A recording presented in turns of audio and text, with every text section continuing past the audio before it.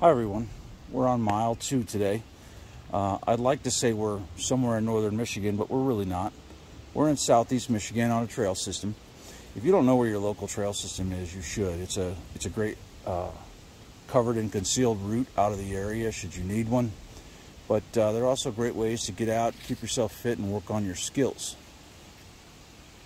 So while we're walking, I thought we might talk for a second about something very near and dear to my heart, and it's about the superpower of not caring what others think. So a lot of times we get out here and we feel like we have to have a certain kind of gear or dress a certain way, like gray man or whatever, but that's just completely not true.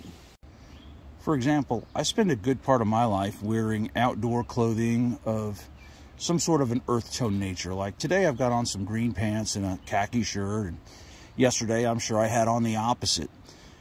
And I'll have guys who are here in the preparedness community say, well, you're not exactly being gray man. Well, that's not my goal. If I was out doing a surveillance or protecting a client in a public space, sure, I'll be the gray man. You'll never even know I'm there. But the vast majority of the time, I'd rather just be prepared. And wearing clothes in an earth tone and good sturdy boots and having things like that always available means I'm prepared.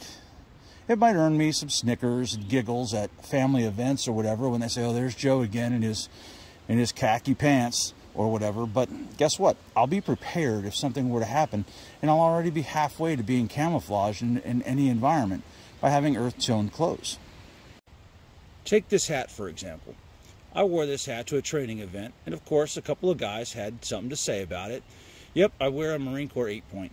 I earned that Eagle Globe and Anchor on there. And it's going to help me be more camouflaged in my environment, which is what we were doing in the class.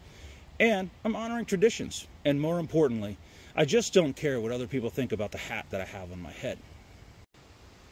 On a side note, have you ever wondered what sort of history trees like that one or this one over here, right there, have seen and been through? But and attached to the hat topic and that is camouflage patterns. So I showed up at a couple of different classes wearing Marpat because it fits in with the environment I was in. And a lot of the guys were big into YouTube heroes and things like that, like the Flannel Mafia and some of the others, say, hey man, you're supposed to be wearing multicam like everybody else. That's the coolest stuff out there. How will anyone know that you're a cool guy operator operating operationally on an operation unless you're wearing multicam?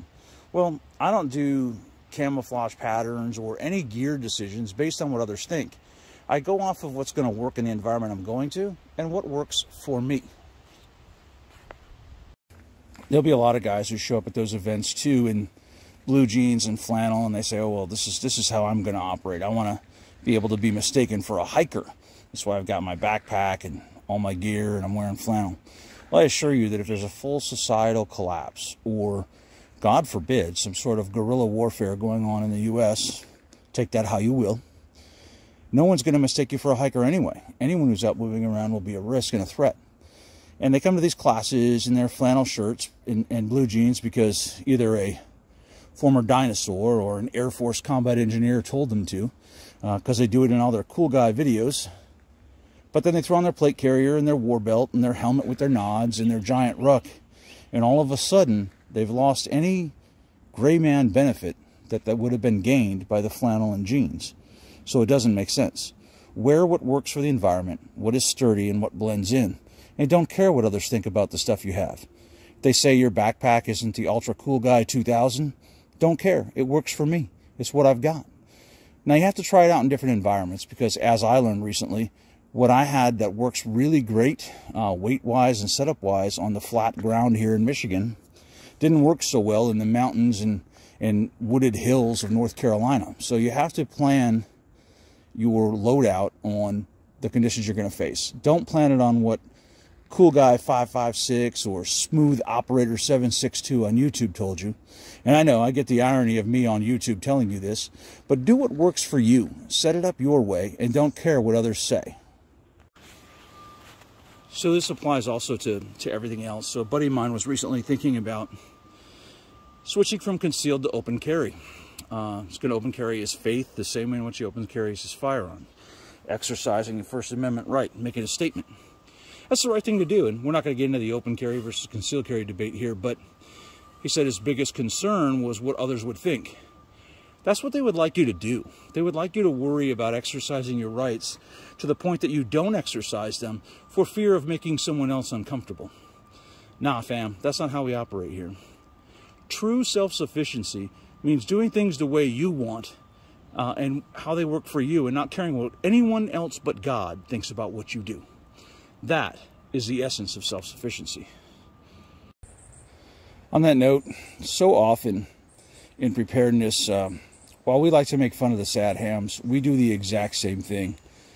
For example, we'll make fun of a guy's rifle and say he's got a poverty pony, or why you got open sights, why don't you have a Trigicon, or why don't you have the latest and greatest super sight and whatever.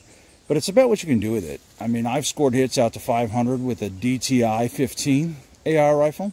I'm scoring out to 450 with a PSA AK. Expensive doesn't mean better. Don't let people convince you you have to spend a ton of money to be prepared and self-sufficient. Do you, and do what works for you. So today, as we're recapping, we don't have a camouflage pattern of the day, but we have a knife of the day. Today it's a Williamson Despot. I got it from BattleBox, really nice fixed blade. If you want to sign up for BattleBox, down below there'll be a code, but it's all caps, Joe-D-25 at checkout, and you'll get 25% off at BattleBox. You generally get about double the amount you pay per month in gear, so it's really a great deal. Thanks for coming along with me on the second half of my hike today. We did a total of 4 miles. It's just too gorgeous out there in the world to not get out there and enjoy it. Throw on a ruck, get out there and move. Develop your skills to move over rough territory carrying gear. Thanks for watching, and we'll see you next time on Tactical Wisdom.